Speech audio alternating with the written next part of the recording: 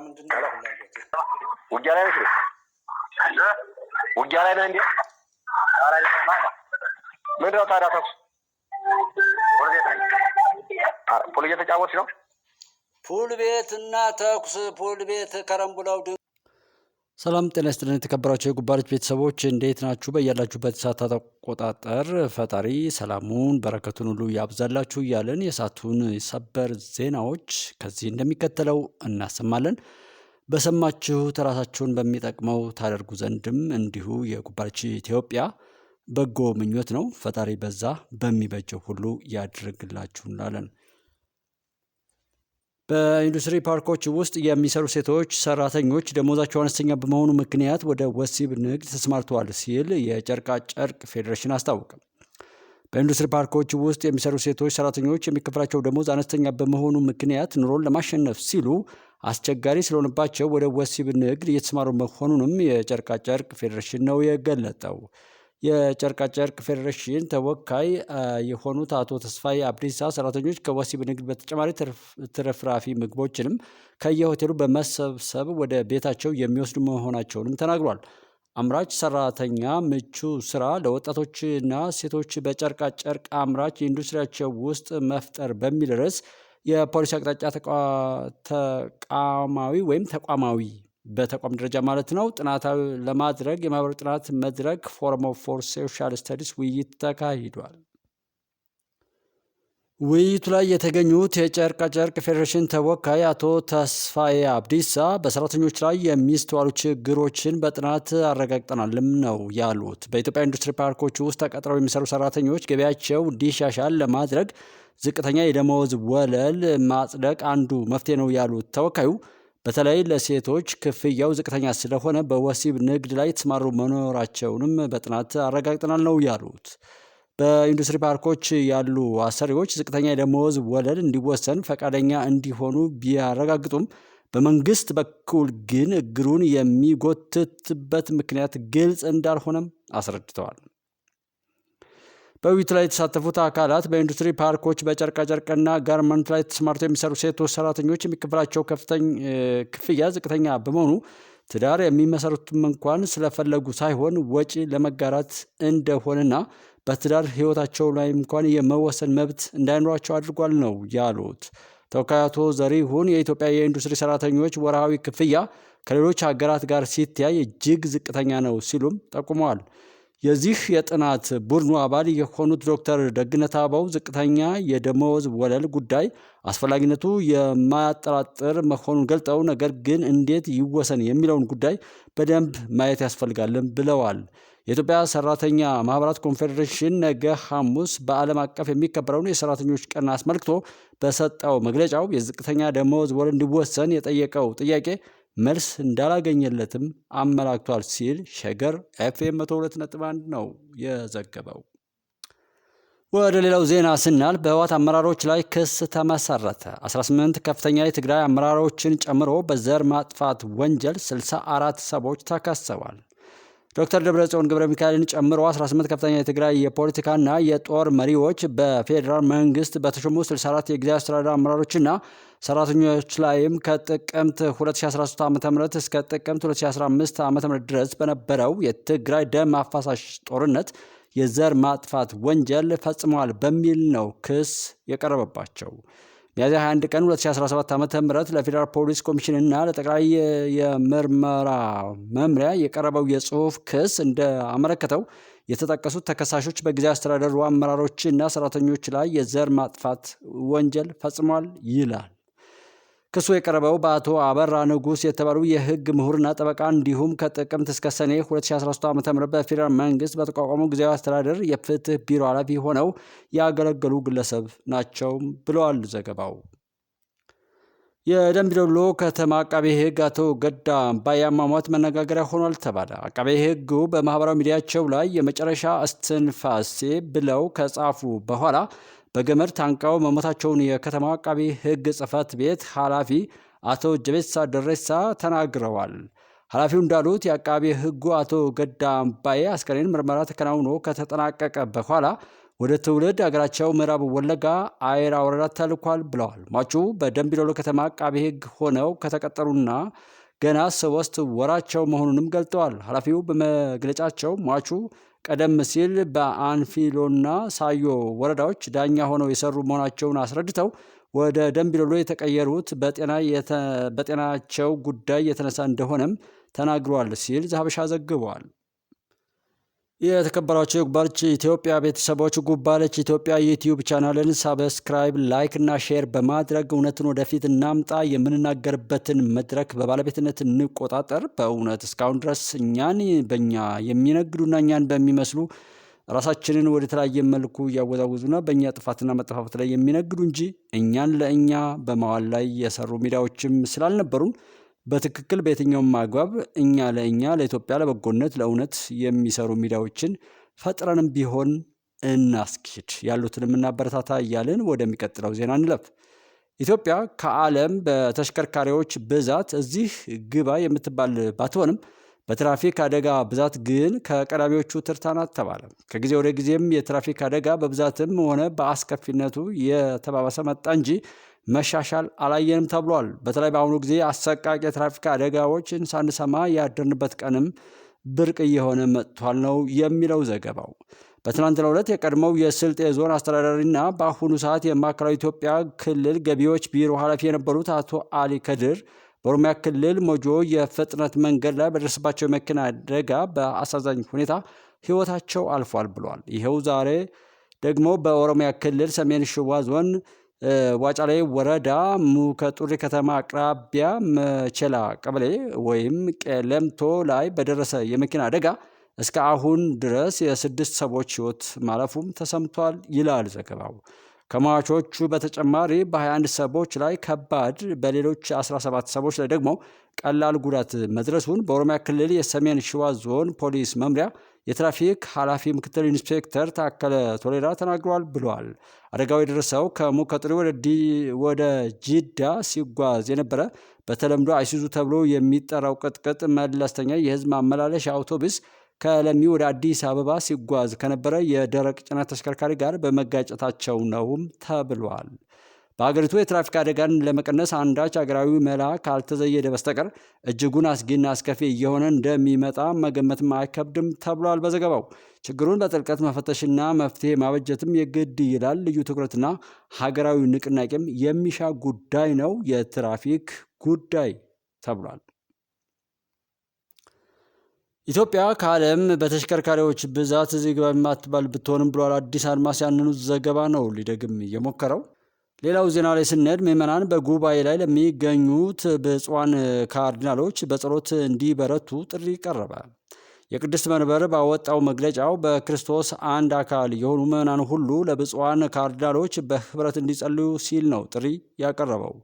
በቫቲካን የካርዲናሎችን ጉባኤ የተካሄደ የሚገኝ ሲሆን 7ኛ ቀኑንም ይዟል ተብሏል። የእግዚአብሔርን ፈቃድ ለመስማት ምዕመናን ይህንን ልዩ ወቅት የጸጋና የመንፈሳዊ ማስተንተኛ ወቅት አድርገው እንዲወስዱት መላው የእግዚአብሔር ሕዝብን ለጸሎት ጋብዘዋል ተብሏል። ከቅድስት መንበር የወጣው መግለጫው ከፊት ከሚመጣው ትልቅ ውሳኔና አጣዳፊነት አንጻር እግዚአብሔር በመንፈስ ቅዱስ መሪነት ከማያልቅ ጥበብ ያድል ዘንድ ራሳችንን ትሁት የእርሱ መሳሪያ አድርጎ መስጠት ይገባል በማለትም ገልጧል። ለቅዱስነታቸው ስርዓተ ቀብርና ለካርዲናሎች ጉባኤ ወደ ሮም ያቀኑት ብፁዕ ካርዲናል አቡነ ብርሃነ ኢየሱስ ሊቀ ጳጳስ ዘካቶሊካውያን ምዕመናን አዲስ ርዕሰ ሊቃነ ጳጳሳት እስከሚገኝ ድረስ በጸሎት እንዲበረቱም አደራ ብለዋል። የአዲሱ ርዕሰ ሊቃነ ጳጳሳት ምርጫ በመጪው ሚያዝያ 29 ቀን የሚጀመር ሲሆን 133 ካርዲናሎች እንደሚሳተፉበትም ተገልጧል። መረጃው የኢትዮጵያ ካቶሊካዊት ቤተ ክርስቲያን ነው። ሰላም ጤና ይስጥልን። የተከበራችሁ የጉባለች ኢትዮጵያ ቤተሰቦች የሰዓቱን ሰበር ዜናዎች ከዚህ እንደሚከተለው እናቀርባለን። አብራችሁ ነው። 63 የሚሆኑ የጊዜያዊ አስተዳደር አመራሮችና ድጋፍ ሰጪ ሰራተኞች እንዲገደሉ በፈጸሙት ጄኖሳይድ ወንጀል ተጣርቶ ሕጋዊ እልባት እንዲያገኝ አመለክታለሁ ሲሉ የክስ ጥቆማ አቅራቢው ተናገሩ። ደብረጽዮን ገብረ ሚካኤል እና አቶ ጌታቸው ረዳን ጨምሮ ሌሎች 18 ከፍተኛ የትግራይ የፖለቲካና የሰራዊት አመራሮችን በ63 የግድያ ወንጀል የክስ ጥቆማም ነው የቀረበባቸው። የክስ ጥቆማ አቅራቢው የፌዴራል የመከላከያ ሰራዊት ከህዳር እስከ ሰኔ 16 2013 ዓ.ም የተለያዩ የትግራይ አካባቢዎች ተቆጣጥሮ ባስተዳደረበት ወቅት ጊዜያዊ አስተዳደር ፍትህ ቢሮ ኃላፊ ሆነው የሰሩ ጠበቃና የህግ ባለሙያ አቶ አበራ ንጉስ ናቸው ይህንን ያሉት። ወደ 63 የሚሆኑ የጊዜያዊ አስተዳደር አመራሮችና ድጋፍ ሰጪ ሰራተኞች እንዲገደሉ በፈጸሙት ጄኖሳይድ ወንጀል ተጣርቶ ህጋዊ ልባት እንዲያገኝ አመለክታለሁ ሲሉም የክስ ጥቆማቸውን አቅርበዋል። የክስ ጥቆማ ከቀረበባቸው መካከል ደብረጽዮን ገብረ ሚካኤል፣ አቶ ጌታቸው አሰፋ፣ አቶ ጌታቸው ረዳ ካህሳይ፣ ወይዘሮ ፈትለወርቅ ገብረ እግዚአብሔር፣ ሌተናል ጀነራል ታደሰ ወረደ፣ ሌተናል ጀነራል ጻድቃን ገብረ ትንሳኤ ይገኙበታል ተብሏል። ትናንት ለኢፌዴሪ ፌዴራል ፖሊስ ኮሚሽን ለወንጀል ምርመራ የጠቅላይ መምሪያ የቀረበውና የተመለከትነው የክስ ጥቆማ ጽሑፍ የተጠቀሱት የፖለቲካና የሰራዊት አመራሮች የፌዴራል ወንጀል ህግ አንቀጽ 269 ሀ በመተላለፍ በ63 ሰዎች ግድያና በአንድ ሰው የግድያ ሙከራ በማካሄድ የዘር ማጥፋት ወንጀል መፈጸማቸውንም ያትታል። የክስ ጥቆማ የቀረበባቸው ግለሰቦች በትግራይ ጦርነት ከጥቅምት እስከ ሰኔ 2013 ዓ.ም ትግራይን ለማስተዳደር በፌዴራል መንግስት ውሳኔና በደንብ ቁጥር 479/2013 ዓ.ም መሰረት ተቋቁሞ በነበረው የጊዜያዊ አስተዳደር አመራሮች ላይ የወንጀል ድርጊቱ መፈጸማቸውንም ያብራራል። የክሱ ጥቆማ የ18ቱን ተከሳሾች የ63 ሟቾችና የግድያ ሙከራ የተደረገባቸውን የተባሉትን አመራሮችና ሰራተኞች ስም ዝርዝር በግልጽ አካቷል ሲል ትክቫ ኢትዮጵያ ዘግቧል። እኛን በረሃ ሊያስቀሩን የሚችሉ ኃይሎች ሳይሆኑ ከወዲሁ በእንጭጩ መቀጨት አለባቸው፣ ባንዳዎችም ናቸው የሚል ፕሮፓጋንዳ ከተሰራ በኋላ እርምጃ ተወስዷል አሉ አቶ አበራ ንጉስ ስለ 63 ሰዎች ግድያ ሲናገሩ። ድርጊቱ ዝቅ ሲል የዕድሜ ልክ እስራት፣ ከፍ ሲል ደግሞ የሞት ፍርድ ቅጣትን ያስቀጣል ነው የተባለው።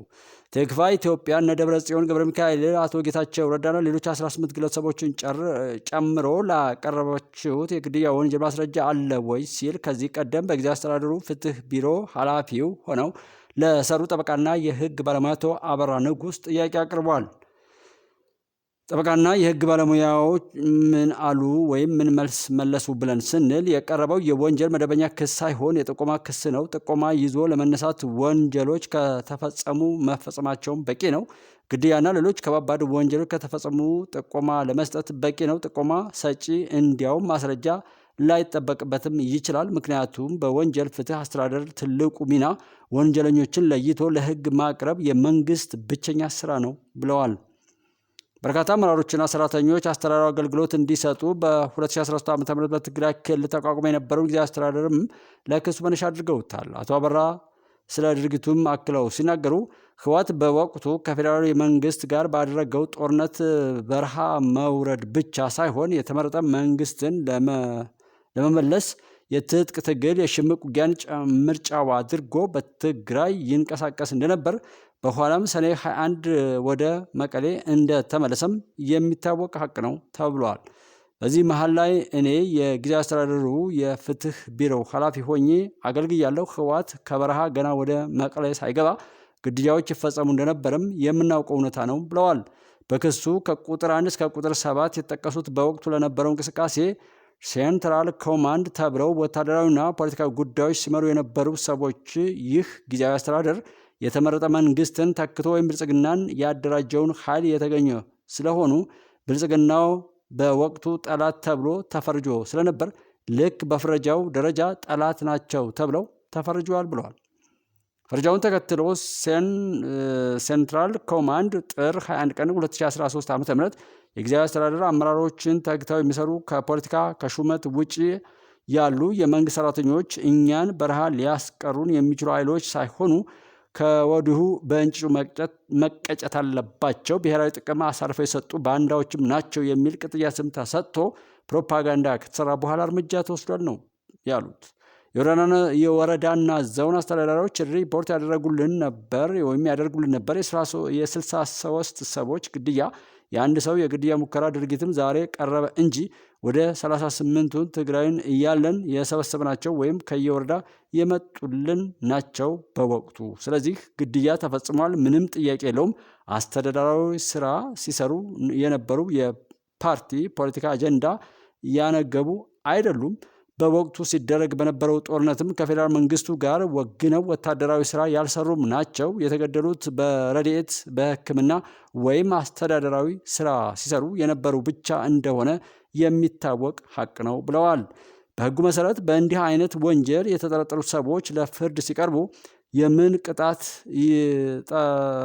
ይጠብቃቸዋል ለሚለው ጥያቄም ድርጊቱ ዝቅ ሲል የዕድሜ ልክ እስራት፣ ከፍ ሲል ደግሞ የሞት ፍርድ ቅጣት ያስቀጣል የሚል ምላሽም ሰጥቷል ሲል ቲክቫ ነው የዘገበው። ወደ ሌላው ዜና ስናልፍ ብፁዕ አቡነ ገብርኤል በመኖሪያ ቤታቸው ታቅበው እንዲቆዩ ቋሚ ሲኖዶሱ ውሳኔ ያሳለፈ ተባለ። የኢትዮጵያ ኦርቶዶክስ ተዋሕዶ ቤተ ክርስቲያን ቋሚ ሲኖዶስ ብፁዕ አቡነ ገብርኤል ከቤተ ክርስቲያኗ የነገረ ማርያም አስተምህሮ ውጪ በፍኖተ ጽድቅ ጠቅላላ ማህበር አዳራሽ የሰጡትን ትምህርትና በማህበሩ ሚዲያ የተላለፈበትን ሁኔታ በተመለከተ በዛሬው መደበኛ ጉባኤ ተወያይቶ ለመወሰን በያዘው ቀጠሮ መሰረት ውይይት ካደረገ በኋላ ነው ውሳኔ ያሳለፈው። በዚህ መሰረት አንደኛ፣ ፍኖተ ጽድቅ ጠቅላላ ማህበር በተለያዩ ጊዜያት ከቅድስት ቤተ ክርስቲያኗ አስተምህሮ ውጪ በሚዲያው ያስተላለፈው የስህተት ትምህርት የቤተ ክርስቲያኗን አባቶች ሊቃውንቱንና መላው ሕዝበ ክርስቲያኑን ያሳዘነ በመሆኑ በማህበራት ምዝገባ ክትትልና ቁጥጥር መምሪያ በኩል ጊዜያዊ የእገዳ ደብዳቤ እንዲደርሰውና በመምሪያው በኩል አስፈላጊው ጥብቅ ክትትል እንዲደረግ ሆኖ በጉዳዩ ላይ የመጨረሻ ውሳኔ መስጠት ይቻል ዘንድ 5 አባላት ያሉት ኮሚቴ እንዲቋቋም አድርጓል። ቋሚ ሲኖዶስ ያቋቋማቸው አጣሪ ልዑካን አጠቃላይ የማህበሩን ሁለንተናዊ እንቅስቃሴና በሚዲያ ያስተላለፉትን የስህተት ትምህርቶች በተመለከተ ከጠቅላይ ቤተ ክህነት ጽሕፈት ቤትና ከማህበራት ምዝገባ ቁጥጥርና ክትትል መምሪያ ጋር በመነጋገር በሚገባ መርምረውና አጣርተው በአጭር ጊዜ ውስጥ ከውሳኔ ሀሳብ ጋር ለቋሚ ሲኖዶስ እንዲያቀርቡም ወስኗል ብለዋል።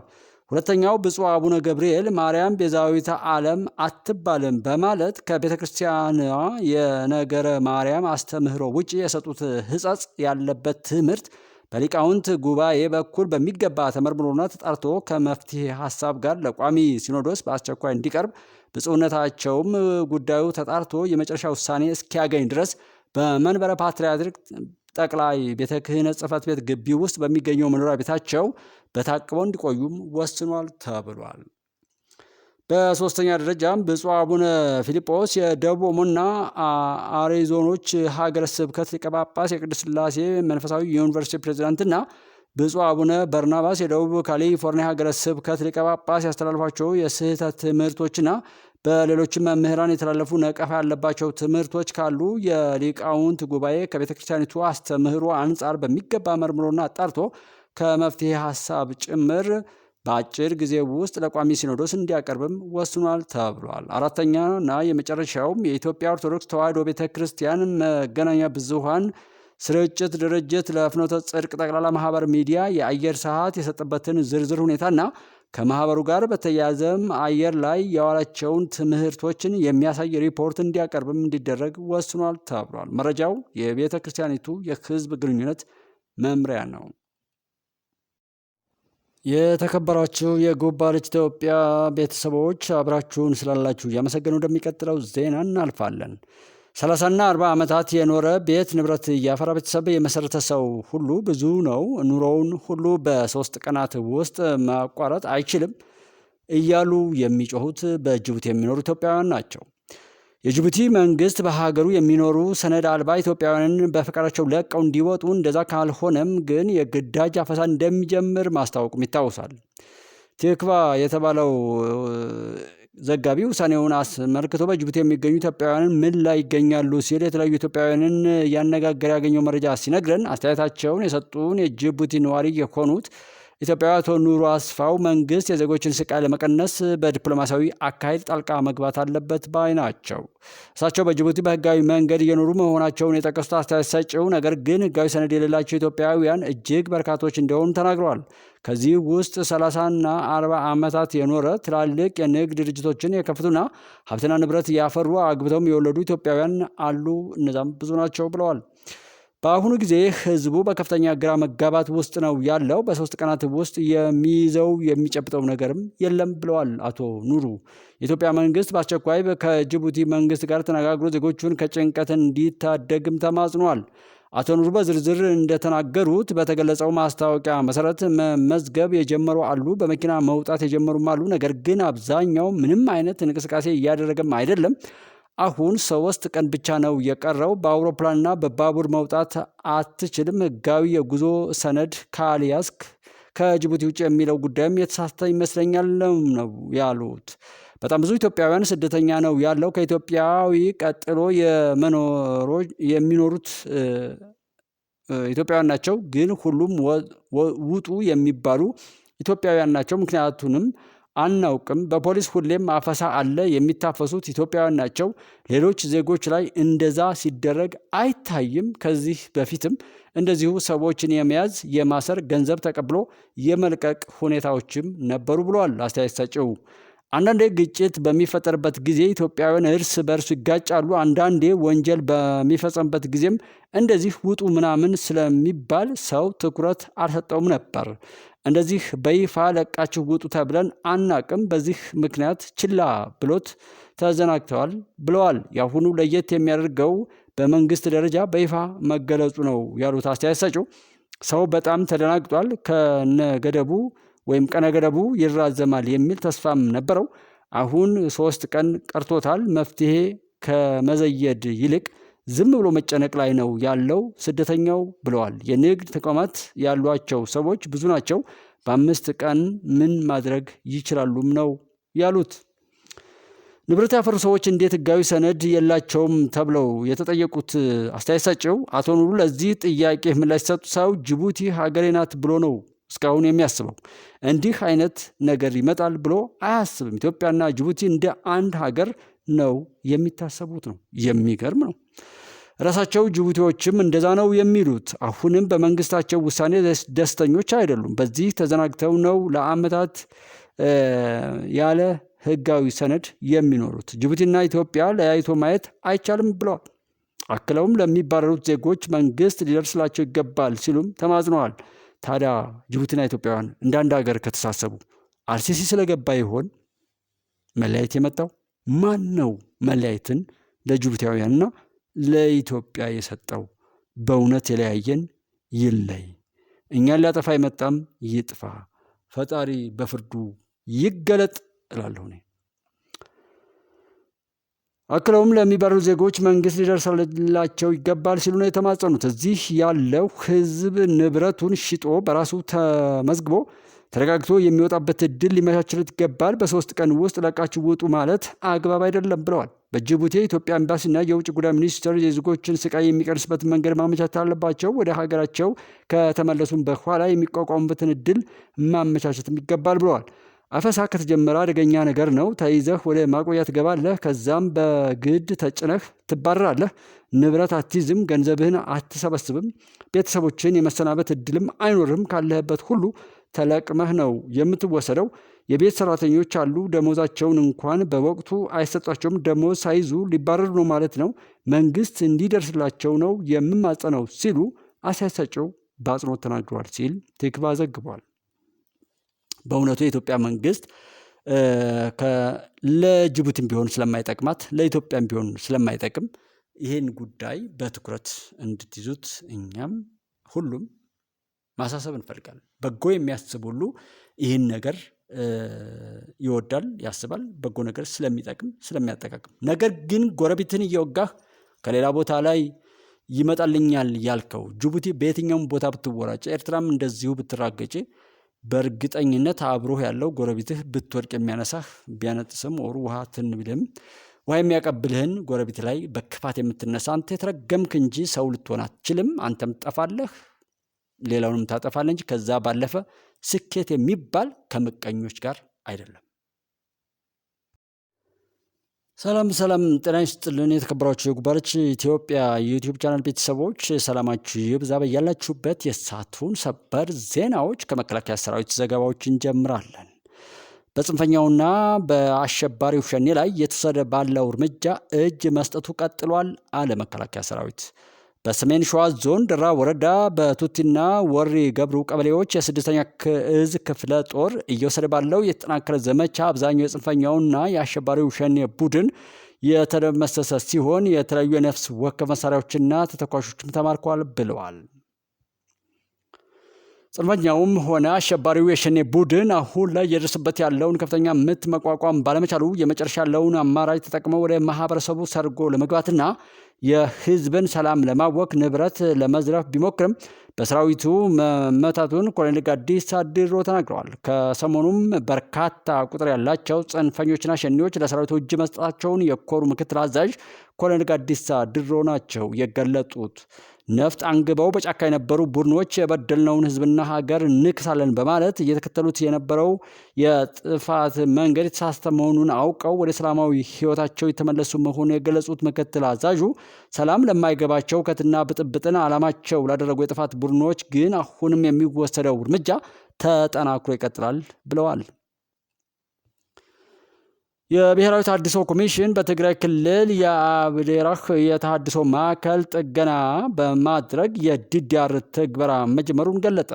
የብሔራዊ ተሃድሶ ኮሚሽን በትግራይ ክልል በአድዋ አካባቢ የሚገኘውን የአዲበራህ የተሃድሶ ማዕከል ጥገና በማድረግ ነው የዲዲአር ትግበራ መጀመሩን የገለጠው።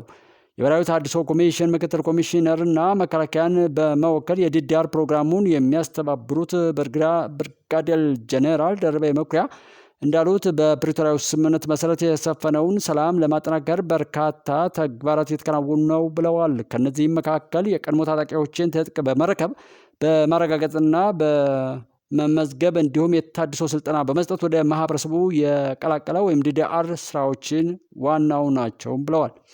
ኮሚሽኑ በመቀሌና በአደጋ ሐሙስ የታድሶ ማሰልጠኛ ማዕከላት ተጨማሪ በአድዋ አካባቢ የሚገኘውን የአዲበራህ የታድሶ ማሰልጠኛ ማዕከል የዲዲአር ስራዎችን በይፋ ጀምረናል ነው ያሉት። ይህ የአዲበራህ ማዕከል ስራ እንዲጀምር ኮሚሽኑ ከመከላከያ ጋር በመነጋገር የመከላከያ መሐንዲስ ዋና መምሪያ በአጭር ጊዜ ውስጥ ጠግኖ በዛሬው ዕለት ለአገልግሎት ዝግጁ እንዲሆን ተደርጓል። ይህ ማዕከል የዲዲአር ስራችንን የበለጠ አጠናክር እንድንቀጥል ከፍተኛ አቅም ፈጥሯል ሲሉም ገልጠዋል።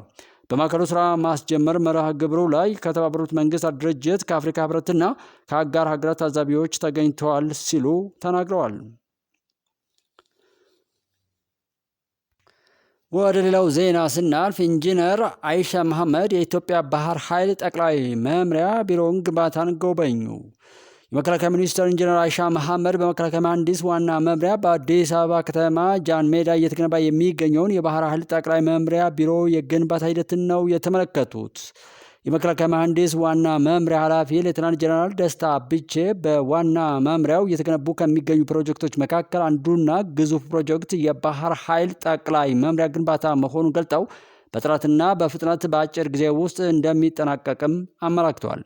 የኢትዮጵያ ባህር ኃይል ዋና አዛዥ ሬር አድሚራል ክንዱ ገዙ በበኩላቸው ስራው በፍጥነትና በጥራት ተሰርቶ በታቀደው ጊዜ እንዲጠናቀቅ መሐንዲስ ዋና መምሪያው እያደረገ ያለውን ከፍተኛ ጥረት የሚመሰገን መሆኑን ተናግረዋል። ኢንጂነር አይሻ መሐመድ በሰጡት አስተያየት የኢትዮጵያ የባህር ኃይል ጠቅላይ መምሪያ ቢሮ ግንባታ በተቀመጠው ዲዛይን መሰረት በላቀ ሁኔታ እየተገነባ መሆኑን ገልጠው የመከላከያ መሐንዲስ ዋና መምሪያ አመራሮች እና የፕሮጀክቱ ሰራተኞች በግንባታ ሂደት በየዕለቱ የሚያሳዩት ለውጥ የሚበረታታ መሆኑን ገልጠዋል።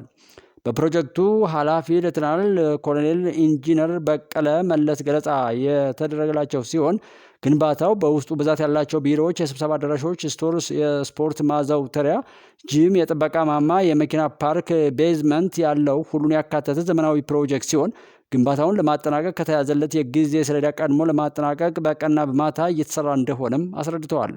በተቋሙ የበላይ አመራሮች የሚደረገው ድጋፍና ክትትል ለግንባታው መቀላጠፍ የሚያበረታታ መሆኑን የጠቆሙት ሌተናል ኮሎኔል ኢንጂነር በቀለ መለሰ ይህም ለፕሮጀክቱ ሰራተኞች የበለጠ ሞራል የሚሰጥ መሆኑን ተናግረው የሳይት ወርክ ስራውም ተገባዶ ወደ ማጠቃለያ ምዕራፍ ላይ መሆኑን ገልጠዋል ተብሏል። ሰራዊቱ ከዘመኑ ጋር እየዘመነ ራሱን በትምህርትና ስልጠና እያበቃ ይገኛል ሲሉ ሌተናንት ጀነራል ሰለሞን ኢተፋ ተናገሩ። የደቡብ እዝ ዋና አዛዥ ሌተናንት ጀነራል ሰለሞን ኢተፋ በመከላከያ ዋር ኮሌጅ ተገኝተው ለሶስተኛ ባች መደበኛ ተማሪዎች በተቀናጀ ዘመቻ የማጠቃለያ ትምህርት ሰጥተዋል። የተቀናጀ ዘመቻ ሁለትና ከሁለትም በላይ ያሉ ኃይሎች ተናበውና ተግባብተው በተደራጀ መንገድ ግዳጅን ሲወጡ ነው ብለዋል። በሀገራችን ዘመናዊ ሰራዊት ስርዓት ግንባታ፣ አየር ኃይል፣ ምድር ኃይል፣ ባህር ኃይል፣ ሳይበር እነዚህ በጋራ ተቀናይተው የሀገራችንን ብሔራዊ ጥቅም በማስጠበቅ ረገድ ጉልህ ሚና አላቸው ሲሉም ነው የገለጹት። ሌተናል ጀነራል ሰለሞን የመከላከያ ሰራዊታችን የሀገር ውስጥና ከውጭ ለሚመጣ ትንኮሳ ለመመከት ከምንጊዜውም በላይ ከዘመኑ ጋር እየዘመነ ራሱን በትምህርትና ስልጠና እያበቃ ይገኛልም ነው ያሉት። በመከላከያ ዋር ኮሌጅ የምትማሩ የስትራቴጂክ አመራር ተማሪዎችም ትምህርታችሁን ስትጨርሱ ብሔራዊ ጥቅም ሊያስጠብቁ የሚችሉ ጦርነትን በሩቁ ማስቀረት የሚችሉ ከተከሰቱ በአጭር ጊዜና ጉልበት ድል ማድረግ የሚቻልበትን ወቅቱን የሚጠይቅ ትንተናዎችን በመንደፍ መከላከያ ሰራዊታችንን ወደ ላቀ ደረጃ እንደምታደርሱት እተማመናለሁ ሲሉም ተናግረዋል። የዋር ኮሌጅ አዛዥ ብርጋዴር ጀነራል ቦልቲ ታደሰ የመከላከያ ዋር ኮሌጅ ተልዕኮና ራዕይን ለማሳካት ከተለያዩ ባለድርሻ አካላት ጋር በትብብርና በቅንጅት እየሰራ መሆኑን ገልጠው እየተመዘገበ ያለው ውጤትም አመርቂ መሆኑን ገልጠዋል። ወደ ሌላው ዜና ስናልፍ ኢትዮጵያ ለአፍሪካ ሀገራት በኒውክሌር ኢነርጂክ የመጀመሪያ ዲግሪ እንድትሰጥ ተመረጠች ተባለ። ኢትዮጵያ ለአፍሪካ አባል ሀገራት በኒውክሌር ኢነርጂክ የመጀመሪያ ዲግሪ ፕሮግራም እንድትሰጥ በዓለም አቀፍ አቶሚክ ኢነርጂ ኤጀንሲ IAEA መመረጧን የኢኖቬሽንና ቴክኖሎጂ ሚኒስቴር ነው ያስታወቀው።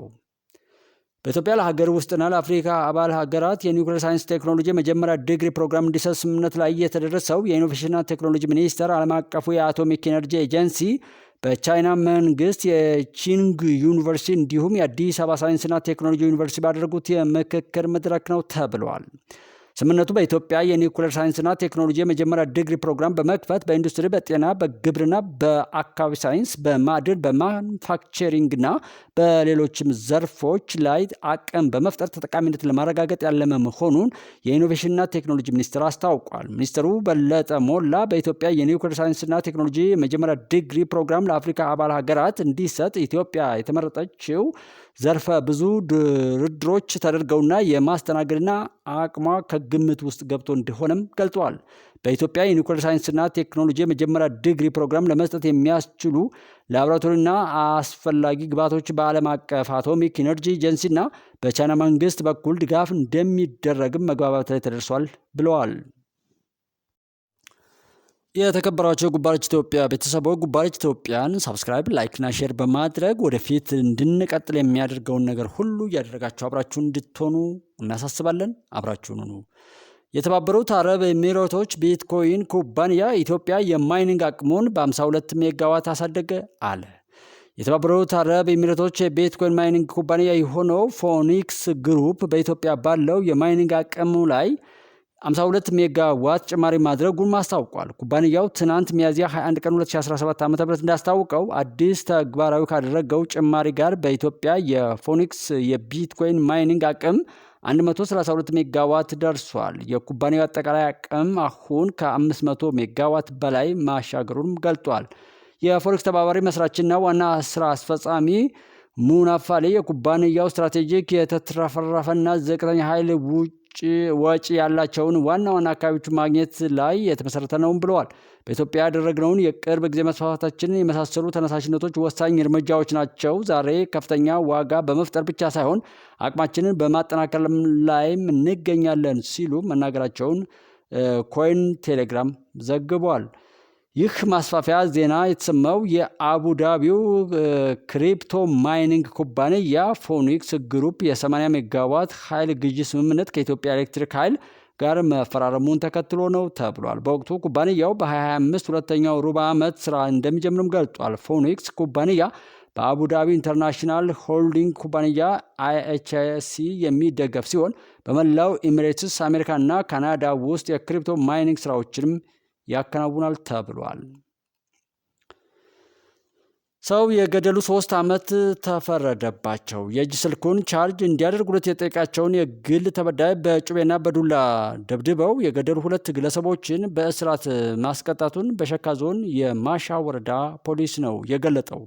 የማሻ ወረዳ ፖሊስ የወንጀል ድርጊቱን መንስኤ በምርመራው እንዳረጋገጠው ሟች በሕይወት በነበረበት ጊዜ ሁለቱ ተከሳሾች ቤት ድረስ በመሄድ የእጅ ስልኩን ቻርጅ እንዲያደርጉለት ሲጠይቃቸው በተፈጠረ አለመግባባት ምክንያት የወንጀል ድርጊቱን እንደፈጸሙበት በሰጡት የእምነት ቃል እና በሰውና በሕክምና ምርመራ ማረጋገጡም ታውቋል። የሸካ ዞን ከፍተኛ ፍርድ ቤት ሰሞኑን በዋለው የወንጀል ችሎት አንደኛ ተከሳሽ አስማሙ ብላቸውና ሁለተኛ ተከሳሽ አሳምነው አሰፋው እያንዳንዳቸው በፖሊስ ቁጥጥር ስር ከዋሉበት ጋር የሚታሰብ 3 ዓመት ቀላል እስራት እንዲቀጡ ወስኗል ሲል የማሻ ወረዳ ፖሊስን ጠቅሶ የክልሉ ፖሊስ ኮሚሽን የህዝብ ግንኙነትና ኮሚኒኬሽን ዘግቧል። የሰዓቱን የውጭ ዜናዎችን ከዚህ እንደሚከተለው እናቀርባለን። አብራችሁን ቆዩ። ዲቪ 2026 የፊታችን ቅዳሜ ሚያዝያ 25 ቀን ይፋ ይሆናል ተብለዋል። ወደ አሜሪካ የሚገቡ ዜጎችን ለማብዛት ወይም ዳይቨርሲቲ ለማድረግ በአሜሪካ መንግስት ይፋ የተደረገው የዳይቨርሲቲ ቪዛ ሎተሪ የ2026 ዕጣ ቅዳሜ ይፋ ይሆናል ተብሏል። በ2026 ሎተሪ ከ55 ሺህ በላይ ሰዎች የዕድሉ ተጠቃሚ ይሆናሉም ነው የተባለው። በዲቪ ፕሮግራሙ ባለፉት 5 ዓመታት ከ50 ሺህ በላይ ዜጎቻቸው ወደ አሜሪካ ያልገቡ ሀገራት መሳተፍ የሚችሉ ሲሆን እንደ ቻይና፣ ካናዳ፣ ብራዚልና ናይጄሪያ ያሉ ሀገራት ባለፉት 5 ዓመታት ከ50 ሺህ በላይ ዜጎቻቸው ወደ አሜሪካ መግባታቸውን ተከትሎ በ2026 የዲቪ ሎተሪ እንዳልተካተቱም ይታወቃል ተብሏል።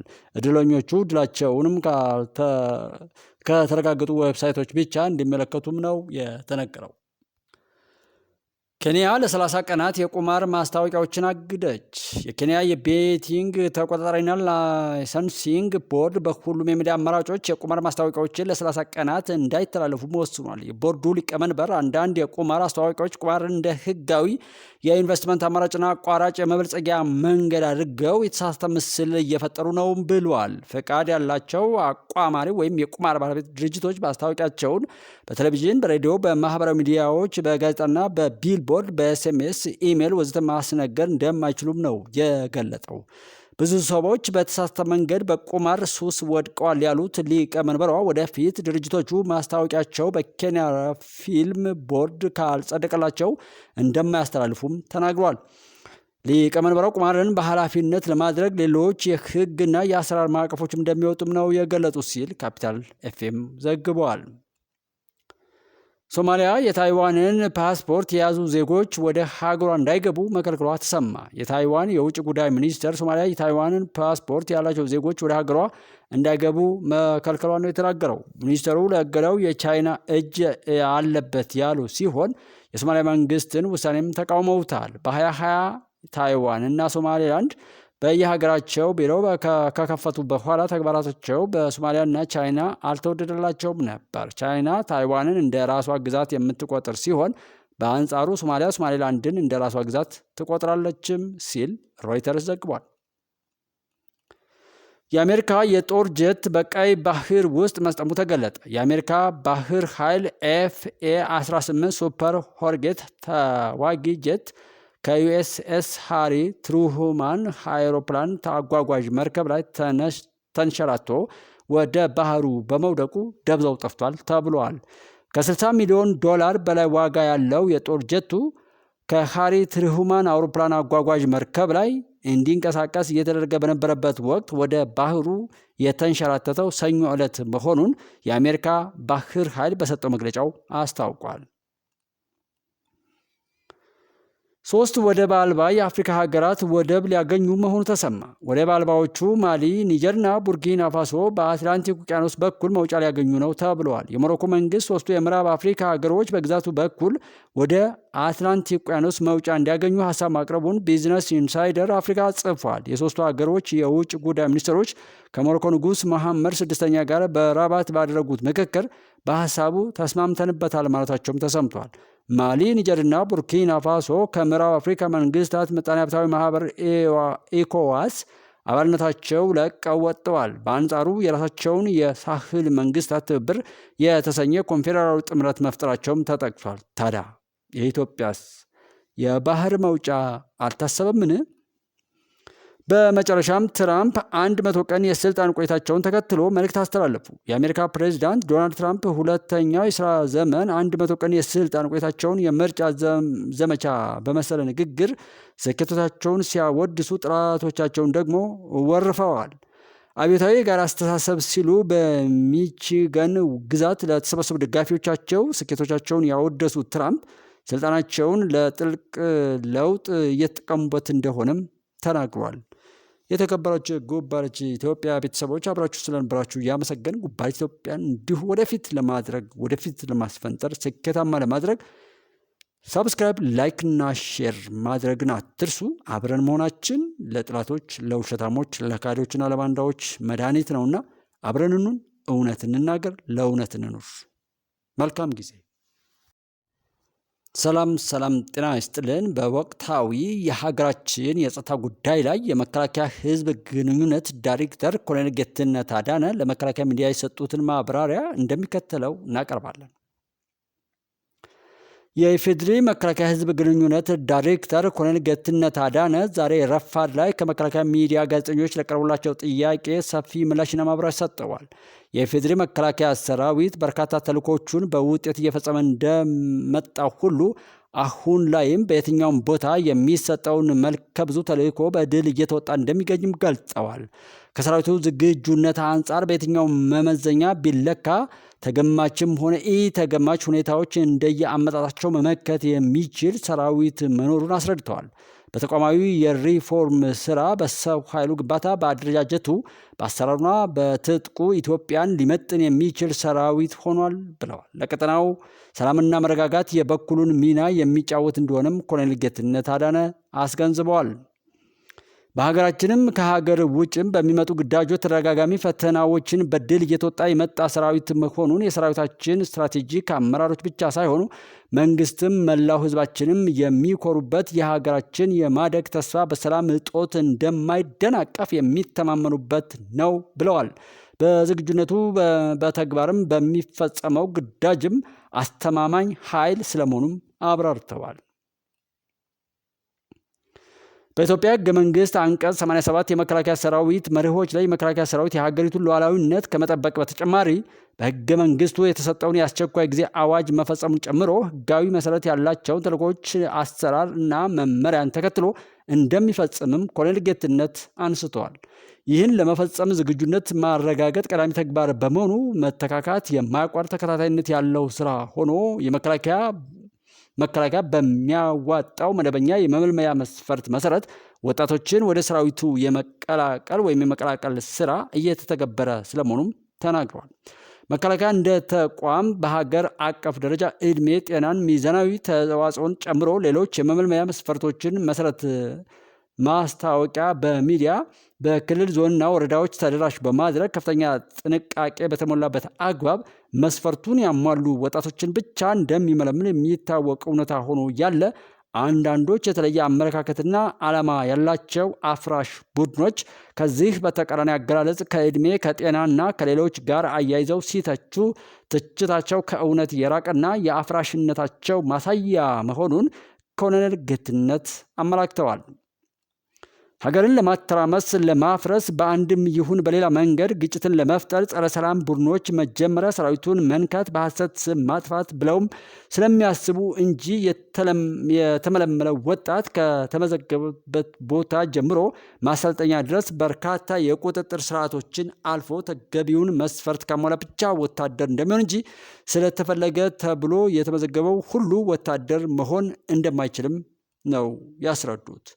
ግጭት ጠቃሚ አለመሆኑን፣ ግጭትን ለማስወገድ፣ ሰላምን ለማምጣት ሁሉም መስራት፣ ሁሉም መትጋት፣ የበኩሉን ስራ መስራት ከሁሉም ዜጋ እንደሚጠበቅ ያስገነዘቡት የህዝብ ግንኙነት ዳይሬክተሩ በጽንፈኛው በሽብር ቡድኑ ሸኔ ግጭት በሚከሰትባቸውም አካባቢዎች ድሮን ንጹሐንን ጎዳ በሚል የሚሰራጨው አሉባልታ ሐሰት መሆኑን ገልጠዋል። ይህ ሊሆን የማይችል ሆኖም የማያውቅ ስምን ለማጠልሸት የተሰነዘረ መሰረተ ቢስ መሆኑን የገለጹት ኮሎኔል ጌትነት አዳነ ድሮን መጠቀም ከተቻለም ድሮን ኢላማ ቀርጾ የሚያሳይ ሲመታም ያለው ቴክኖሎጂ መሆኑን አብራርተዋል። ጽንፈኞች ከዚህ በፊት ድሮን ከነ ፓይለቱ ጥለናል ያሉትም አባባል በማስታወስ ነው ይህን የተናገሩት። ጽንፈኛው መምህራንን እየገደለ ተማሪዎችን እየገደለ ትምህርት ቤት አዘግቶ ተማሪዎች እንዳይማሩ ትምህርት አስቁሞ ድሮን ትምህርት ቤት መታ ማለቱ በሐሰት ስም ለማጥፋት የሚጠቀምበት የተለመደ የውሸት ስራው ስለመሆኑ የተናገሩት የህዝብ ግንኙነቱ የዳይሬክተር ኮሎኔል ጌትነት አዳነ ከሰሞኑ በጽንፈኛው ላይ የሚሰማውን የእርስ በርስ መገዳደል፣ የእርስ በርስ ግጭት፣ መወነጃጀል፣ መተማማት ሲሰፋ መምህራንን ማንበርከካቸው ወይም መግደላቸው በማህበራዊ ሚዲያ ላይ ሲጋለጥ ይህን መጥፎ ድርጊታቸውን ለመሸፋፈንና አጀንዳም ለማስቀየር የሚጠቀሙበት የሐሰት ዘመቻ መሆኑንም አስረድተዋል። በተለያዩ የሀገራችን ክፍል ሰላም የማይፈልጉ ቡድኖች የራሳቸውን ፍላጎት ለማሳካት ሲሉ ችግሮችን ሲፈጥሩ ቢቆዩም ከመንግስት ከህዝብና ከመስተዳደር አካላት እንዲሁም ከህዝብ ጋር በመሆን መከላከያ ሰራዊት በመስዋዕትነቱ የሀገሩን ሰላም እያረጋገጠ ልማትን እያሳለጠ መምጣቱን አንስተዋል። እንደ አብነት በኦሮሚያ ክልል ህዝብን ሲያሰቃይ የነበረውን ሸኔን በሚገባው ልክ ተመትቶ ክልሉ ሙሉ በሙሉ ሊባል በሚችል ደረጃ አግባብ ወደ ሰላም እየመጣ መሆኑን በየደረጃው ያለው መዋቅር ህዝቡ ከሰራዊቱ ጋር ጥምረት ፈጥሮ በሰራው የቀን ከሌት የሰላም ስራ ነው ብለዋል ኮሎኔል ጌትነት አዳነ። አሁን ላይ በኦሮሚያ ክልል አልፎ አልፎ አለሁ ለማለት የሚንቀሳቀስ ሸኔ ካልሆነ በስተቀር በክልሉ ሰላም መረጋገጡንና ለሰላሙ እውን መሆን ደግሞ የሀገር ሽማግሌዎች፣ አባገዳዎች ድርሻም ሰፊ መሆኑን አንስተዋል። ጽንፈኛው በአማራ ክልል ቀደም ሲል አመራሩ ስራውን እንዳይሰራ መንገድ ተዘግቶ አገልግሎት መስጠት እንዲቆም፣ ልማት እንዳይለማ ተጽዕኖ በህዝብ ላይ ሲፈጥር ቢቆይም አሁን ላይ መከላከያ ከህዝቡና ከክልሉ የጸጥታ ኃይል ጋር በመሆን ሰላም ፈላጊውን ወደ ሰላም በማምጣት ሰላም የማይፈልገውን ጽንፈኛ ላይ እርምጃ በመውሰድ በበርካታ የክልሉ ከተሞች ላይ የኮሪደር ልማት ስራዎችን ማከናወን፣ በማህበራዊ አገልግሎቶችን መስጠት፣ ልማትን ማስቀጠል፣ በየደረጃው መዋቅሩን አስተካክሎ ስራን መስራት የተቻለ ስለመሆኑም የመከላከያ ህዝብ ግንኙነት ዳይሬክተሩ አብራርተዋል። በንጹሃን ላይ በደል የሚፈጽሙ ጽንፈኛ ቡድን የግል ጥቅምን ለማሳካት ሲዘርፍ በንጹሃን ላይ ግድያና እገታ ሲፈጽም መቆየቱን ያነሱት ኮሎኔል ጌትነት አሁን ጽንፈኛው ተመቶና የትም ገብቶ የሰላሙ ሁኔታም መልክ እየያዘ የክልሉ የጸጥታ መዋቅርም እየተጠናከረ መከላከያ አስፈላጊውን ድጋፍ እያደረገ ህገ መንግስታዊ አካሄዱን ተከትሎ ሰራዊቱ ሰላም እያሰፈነ በክልሉ የተሻለ ሰላም እየታየ መሆኑንም ነው የተናገሩት። በመስዋዕትነት የመጣውን ሰላም በጋራ ማጽናትና ማስቀጠል ከሰራዊታችን ባሻገር ከሁሉም ዜጋ የሚጠበቅ መሆኑን የመከላከያ ሰራዊት ከፍተኛ አመራሮችን ጨምሮ በየደረጃው ያሉ ሲቪል መስተዳደር የጸጥታ ስራውን የደገፉ ህዝብን እያወያዩ በብዙ ጥረት የተገኘውን ሰላም ማስቀጠል እንደሚገባም ተናግረዋል። የጦር መሳሪያን ጨምሮ ህገወጥ ዝውውርን በተሳሳተ አቅጣጫ የራስን ጥቅም ፍለጋ በሚዲያ ህዝብን ለማወናበድ ገቢም ለማግበስበስ መሞከር ሰራዊቱን ያለ ስሙ ስም መስጠት መቆም እንዳለበትም ነው የተናገሩት። ሰራዊቱ ዘርፈ ብዙ ግዳጆችን እየተወጣ እንዳለው ሁሉ ለሀገር ሰላም ልማት መቀጠል መስዋዕትነት እንደሚከፍለው ሁሉም ዜጋ ለሀገሩ ሰላም ለሀገሩ ልማት ይበልጥ እውን መሆን በጋራ መስራት እንደ ኢትዮጵያዊ ማሰብ ችግሮች ካሉም በሰላማዊ መንገድ ለመፍታት መጣር ከምንም በላይ ለሀገር እድገት እና ሰላም መስራት ከሁሉም ዜጋ እንደሚጠበቅ ከመከላከያ ሚዲያ ጋር ሰፊ ቆይታ ያደረጉት የኢፌዴሪ መከላከያ ህዝብ ግንኙነት ዳይሬክተር ኮሎኔል ጌትነት አዳነ አስገንዝበዋል። የተከበራችሁ የጉባርች ቤተሰቦች ይህንን መልእክት በግላችሁም በጎ ነገርን በውጤቱ በፍሬው ያሳይ ዘንድ የምትችሉትን ሁሉ አድርጉ። በዘረኝነት በሽታ እስከዛሬ ድረስ ከስረንበት ነገም ለመክሰር የምንሄድበትን የጥላቶቻችንን የስኬት አርማ ይዘን ለጥላት መጫወቻ ሆነን የምንቀጥልበትን ነገር በማስቆም የራሳችንን በጎ ነገር በራሳችን እናረጋግጥ ዘንድ በሀገራችን ላይ የሚበጀውን በሁሉም ነገር ባለቤት ሆነን በጎ ነገር ቢመጣም ተጠቃሚ በመሆን መጥፎ ቢመጣም ተጠያቂ ለመሆን ራሳችንን በዛ ስሜት እየሳልን ወይም እያዘጋጀን ወደፊት አብረን እንሄድ። ኢትዮጵያ ትቀጥላለች፣ ወደንም ጠላን። ኢትዮጵያ ታበጽሕዋ በእግዚአብሔር። መከላከያ ጀግናችን ነው፣ ኢትዮጵያን እያሻገረ ስለሆነ። መልካም ጊዜ